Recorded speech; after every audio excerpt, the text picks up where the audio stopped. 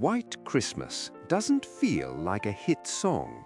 It feels older than that, as though it drifted in from some shared past and quietly settled into the fabric of Christmas itself.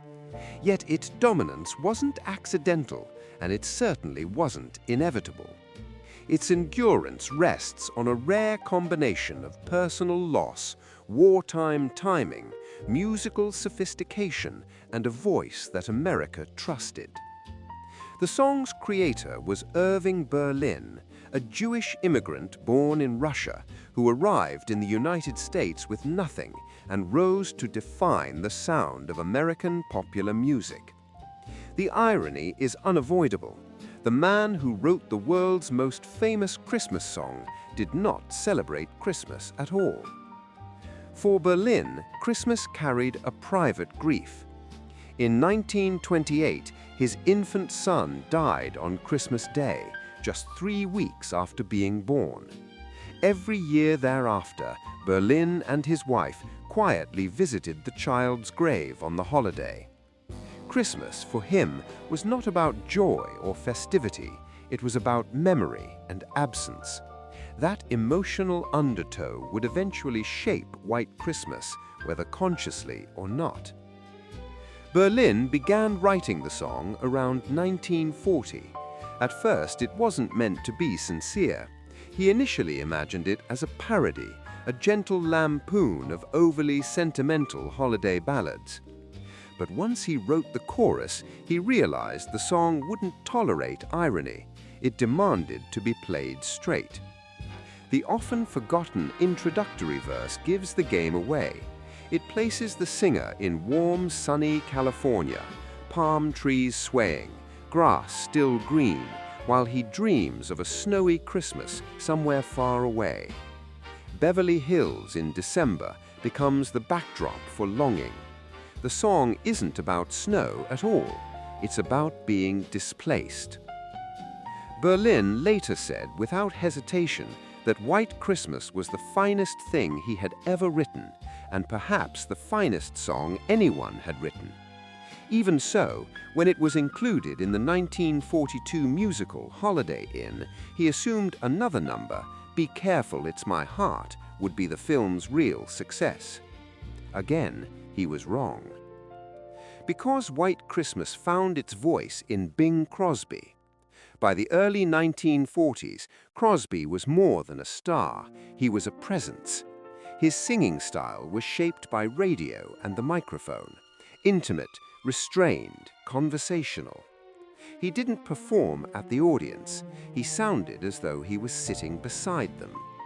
Berlin knew exactly what he was doing when he wrote the song with Crosby in mind. Crosby first performed White Christmas publicly on his NBC radio show, The Kraft Music Hall, on Christmas Day, 1941, just 18 days after Pearl Harbor. America was already at war, though few yet understood how long or costly it would be. The studio recording followed on 29 May 1942, completed in just 18 minutes. It seemed almost throwaway at the time, but once released, something remarkable happened. The song collided with history. Millions of American servicemen were suddenly scattered across the world, often in hot, unfamiliar places with no snow, no traditions, and no certainty of return.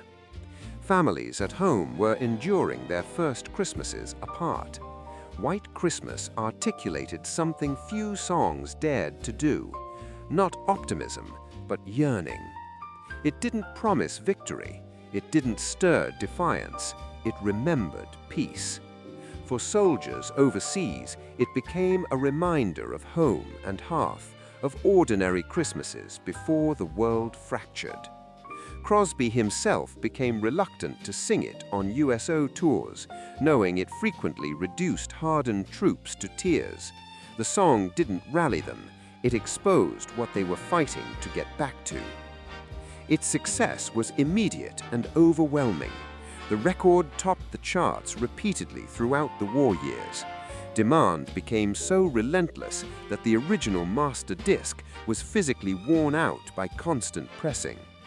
In 1947, Crosby was forced to re-record the song almost note for note to keep up with sales. That second recording is the one most people hear today.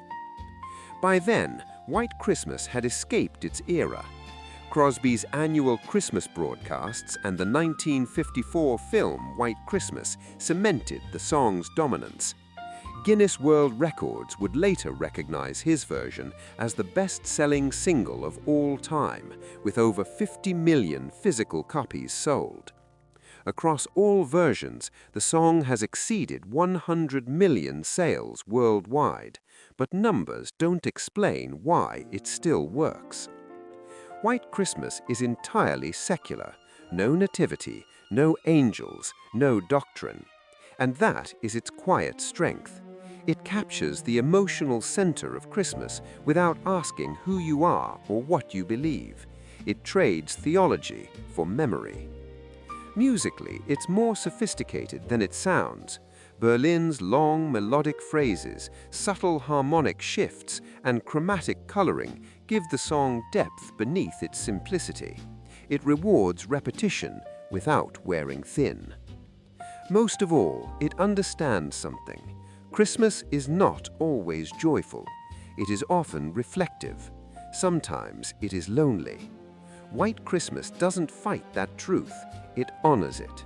That is why it launched an entire genre of popular sentimental Christmas music, and that is why it still returns every year, unforced, unchallenged.